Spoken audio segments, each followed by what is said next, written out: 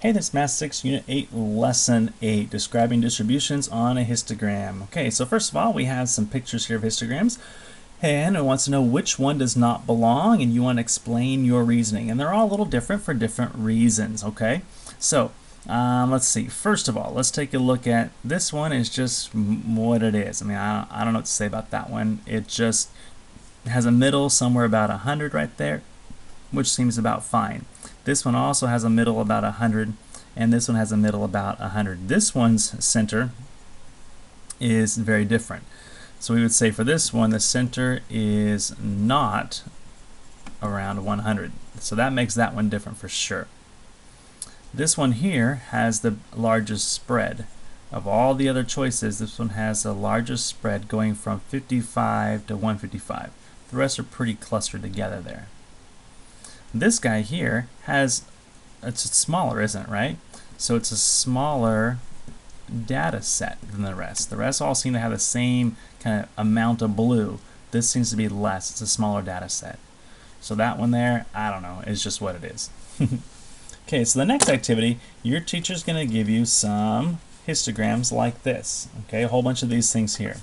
We want to sort them into two piles. One for histograms that are approximately symmetrical, and those that are not.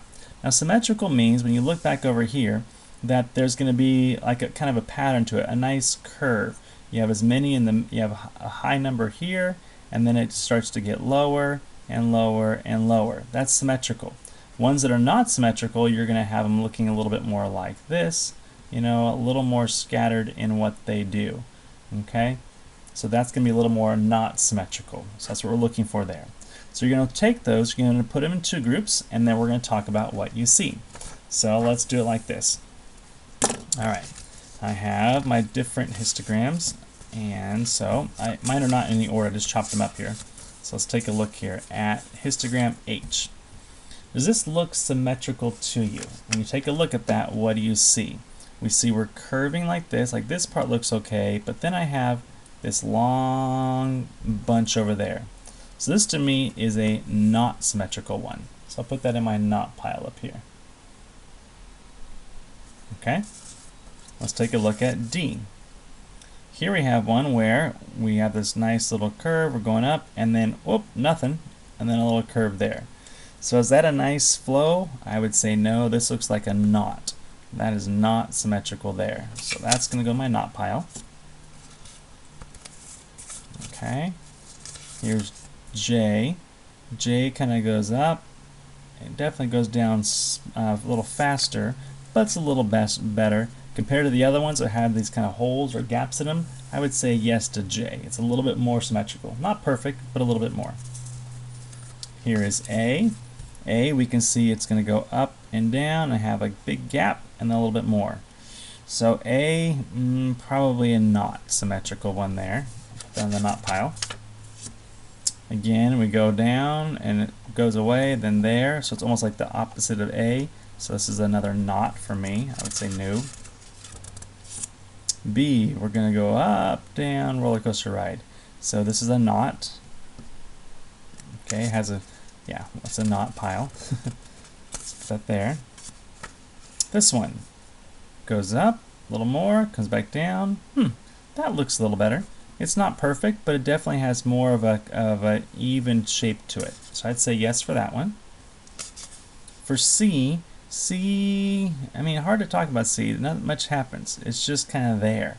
Is it symmetrical? It's kind of a maybe. I'm going to put it in the not pile for now because I'd like a little more shape with them, if possible. G is a definite no. K is a no. I, maybe a yes. That might be a yes for maybe I. Put it over here for now. And then A, the L, like this would be a no. Okay, so ones that are approximately symmetrical for our first question, we said F, I, and J were our best ones to be symmetrical. F, I, and J. So the ones that we thought were most symmetrical were F, I, and J. And then the others were the ones that were not as symmetrical. Are they great? They're not great. I think I like F and J the best. They look like a little more balanced in terms of the way those numbers are placed on the histogram, right? It's a little more like balanced and curved. So I like those the best there. Now histograms also describe how many major peaks there are. So a peak is like a high point. Histogram A is an example of a distribution with a single peak that is not symmetrical. So let me find histogram A for you. Here's A, and we can see in A what they're talking about. It has this peak right here, this high point. That is a peak. It's not symmetrical. It's suddenly like kind of like whoop, shoots up. When it shoots up quickly like that, out of the range of the rest of them, okay, most are below that line, that makes it not symmetrical there. Did other ones have that same feature? Sure, they did. When you look at histogram B, for example, it has this peak up here, and the rest are much, much lower, right? So B is an example of another one that might have kind of what we call a peak, which doesn't quite fit. Okay? Some histograms have a space or a gap in between them. That gap is when there's a space between the bars of the data. Okay? When we look at A again, you can see that there's these gaps right here between 65 and 80. What happened there? There's just no data. Nothing took place in that range. So A is an example of a data gap. C, we have the data. In E, we have a data gap right here between 42 and 46. We have a data gap. In D, we have a data gap between 42 and 54. Data gap. Over here, no data gaps. We're okay with that one. G, we have 2 data gaps there. Man. Okay, K has a data gap. And then L has multiple data gaps there. So those are all ones that have gaps in the data. It doesn't mean it's wrong, it just means whatever you're looking at, nothing took place right there. Sometimes there are a few data points in the data set that are far from the center. Histogram A is an example of that. So let me find A again. Right? So if our center is somewhere over here, right, somewhere in this range for center, we have these data points that are way far away. And there are other ones that do that same thing as well. For example, when you look at L, these guys here are pretty far away from the center. Most things are in this range, and these are way outside. So L doesn't quite work very well. G, another one, where again most of the data is here, kind of what we say clustered in this area over here, and these guys are way outside. It doesn't really work out too well. I think there's one more. Yep, here's one more. When you look at E, most of the data is here, and then you have this really small one over there, which doesn't quite work as well. So it's good to look at, and again, the more you play with histograms, the more you start to see things, but you can see things differently. Depends on you know, what your eye sees first and what you're looking for. That's kind of how data works. So in activity 3, it's called Getting to School, and it says your teacher's going to provide you with data that your class collected to get there. This was in Math 6, lesson Unit 8, Lesson 1 was where we got this data. So if you need to go back and look there for your class data, do that. I'm going to use the data that I used from that lesson here. Okay? So we're going to use, first of all, the data to talk about the travel times that kids took. So I have this little chart here for my travel times from before. So travel times, I have 0 to 5 minutes, or less than 5 minutes, 5 to less than 10, 10 to less than 15, and my data points. So I'm going to go ahead and draw this out real quick based upon what I had. So 0 to 5 was nobody. From 5 to 10, I actually had 6. I'm going to go 1, 2, 3, 4, 5, 6. I'm going to draw a line right there. Okay, so this is my first one. I'm going to put a 6 so I kind of know where that's at. From 10 to less than 15, I had 11. So 6, 7, 8, 9, 10, 11. That's my die here. And then from 15 to 20, I had 3. 1, 2, 3. From 20 to 25, I had 10. And that was all that I had. Okay. So, a couple sentences. What can I say about my distribution of travel times? For me, I could say my center is probably about 10 minutes long, 12 minutes long. My center's somewhere about there for my center there. I could say that I don't have any, there's no symmetry, right? With my data, there's no symmetry happening here because I have, this little dip there, so it's not symmetrical. My times are have a small spread. My spread happens to be about 20 minutes from the smallest to the largest, so I could say that about the spread there. And that's really about it. My data is not really, there's not a lot of things to say about my data.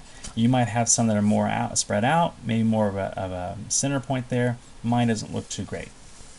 Next, we want to use the data on methods of travel to draw a graph for how people got to school. So this is where a method of travel was walking, biking, taking a scooter, skateboard, school bus, and a car.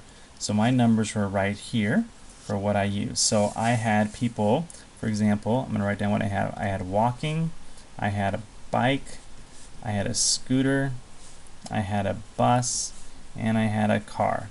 So my walking people, there were 4 of them, so I just have to go up 4. 1, 2, 3, 4. My biking folks were 5. 1, 2, 3, 4, 5. My scooter folks were 2. 1, 2. My bus was 10. 1, 2, 3, 4, 5, 6, 7, 8, 9, 10. And my car folks were 9. And there you go. So now I have a bar graph showing the different categories, right? These are categories of ways people came to school: walking, biking, scooter, bus, or car. Okay. So in terms of this, I could say, in terms of what I learned about it, that more people come to school in a motorized vehicle, bus and car, than in a different way. Most people got to school in a bus. 8 more people got to school in a bus than a scooter. Those are things I could talk about there. But when you compare the two data things, the histogram and a bar graph, we see that these are actually very different, aren't they? With the histogram, we have data values that are close together, right? If there's a gap here, it means that there was no data for that. Here, I have gaps, but these gaps don't mean anything, right? Because it's just space to be able to spread those things apart. I really can't do a lot of comparisons there. We have heights to show frequency of both of them. That's what's similar. They both have a height to show the frequency, so that's the same. Okay, so the heights show frequency. Okay, but what I really know is that for the histogram is showing numerical data. Right? We have numbers we're looking at. How much in this time? It's numerical. It's a number. But the bar graph is showing categorical data. How many in a group or how many are in a type. Okay, and that's the main difference between those two things right there. All right, let's take a look at your summary real quick. In summary, the big thing today is that we can look at graphs and we can look for things that we call symmetry. Okay, we like looking for things that are symmetrical. We're talking about their shape, and a shape helps us kind of make some decisions about things. We can talk about it being symmetrical. We can also talk about a peak, and a peak is going to be that high point that happens there. It might happen if it's symmetrical, but it's also going to happen here. I can have a peak in a non-symmetrical one too. This is a peak over there and a peak there, ones that kind of stick out from the rest of the data and the population there. Okay, we can also talk about clusters. Okay, in A there's not really a cluster, but in B we can see that I have 2 clusters of data, right, near different values there.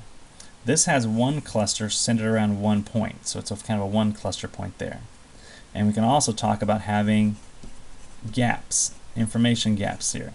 So there's a gap in number B for what happens there. The 2 different types of graphs, the bar graph and the histogram, show different things.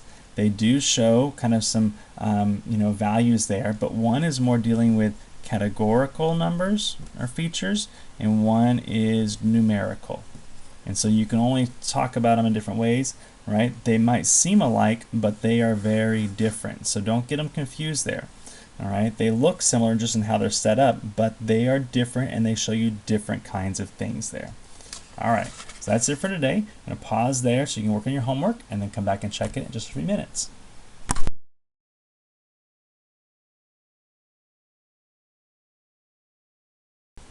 All right, homework time, lesson 8.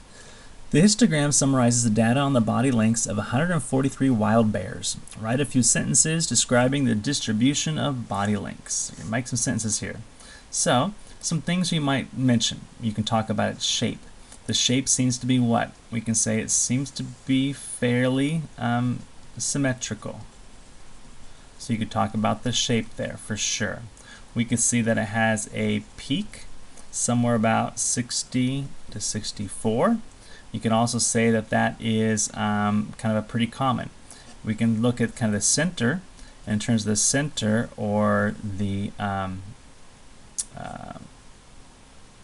yeah, I can't think suddenly. The center or what is typical, that's the word, typical. The typical length seems to be between 60 and 64 inches. Okay, now the spread is a pretty large spread because we're going from 35 to 85, so there's a 50-inch spread happening there. So these are all things you could write sentences about describing this bar graph or this histogram right here. All right, number 2. Which set of data is more likely to produce a histogram of symmetric distribution? The number of seconds on a track of music in a pop album, or the number of seconds spent talking on the phone by everyone at school? Okay, again, for symmetric, we want it to be a little more like kind of close together and how this works, so similar numbers very close together. I could see how, because you're talking about a pop album, and you listen to radio songs, most radio songs are about 3.5 to 4.5 minutes long. Almost all of them are about that length. So you're going to find not a lot of variety there. As a result, you're going to get some symmetrical data. When you're talking about talking on the phone by everyone at school, some people maybe don't talk at all. Some people might talk for 60 minutes. You're going to get a lot more variability there. And because you have much more variability, you may not have symmetry. Okay? Because they're going to be a little bit spread apart there. So your best bet is going to be the data on the music track to get something that is more symmetrical. All right, decide if each data set might produce one or more gaps when represented by a histogram. So will it make some gaps? Okay, and then for each data set you think might get a gap, give an example. Okay, if you're talking about age of kids in 6th grade class, you're going to find there are going to be 11-year-olds, there might be some 12-year-olds, maybe occasionally a 10-year-old, maybe occasionally a 13-year-old, but are you going to have gaps in there? No. You would say no gaps for that age group. Highly unlikely you're going to have age gaps. Okay? How about the ages of people in an elementary school? Now notice, this is the ages of people.